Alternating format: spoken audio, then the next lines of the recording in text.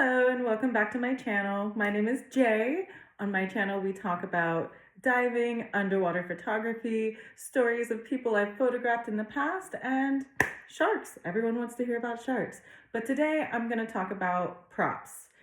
One of the most important props that I use when I'm shooting just about anybody underwater is actually a weight belt. If you're part of the diving community, you already know what this is.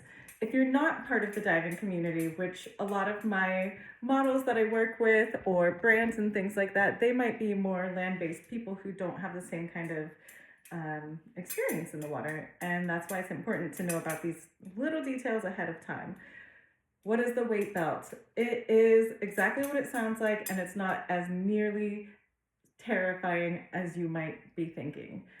Whenever I mention the weight belt, people tend to get a little finicky. They think, I don't know what they think. Maybe they think I'm going to drown them. Maybe they think it's a cinder block and that's what they're associating it with. But it wouldn't be very good for business if I were to completely sink my models. So the proper use of the weight belt is to actually give you control over your body when you're in an environment where you don't have gravity. Why is that important? Because most people in water float. Most people float. And if you're holding your breath, you're going to float more. If you're in salt water, that's also going to contribute to your buoyancy. And so why we have a weight belt, what I usually do is get something like this. This is a quick release weight belt. You put it on. I will usually tuck it underneath the model's outfit. I also have smaller belts. They're not all this big, but this is the one that we're going to use today.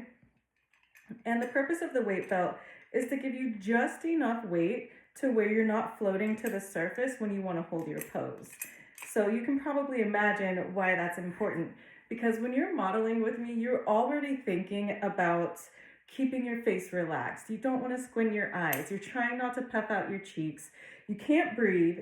You know, it's a whole different ball game from what you're used to on land. So this is how we wear it. Let's step back a little.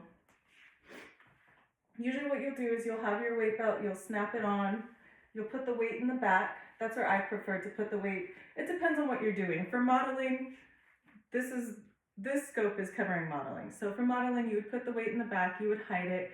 You can take this part, you can tuck it. Most divers, well, this one is a little backwards, but you can tuck it. You know, most divers, when we're actually diving in a situation out at sea, I would actually might have you keep that hanging loose so I can grab it if I need to. But basically this one is a 4-pound weight. I weigh about roughly 137, 140 pounds. So for me, 4 pounds is more than enough. When I am in a wetsuit with my camera, which both of those things contribute to buoyancy as well, and I'm going to be floating, then I would need more weight. If you're a smaller person, you would need less weight. But the entire purpose of the weight belt is to give you control, and it's not to drown you.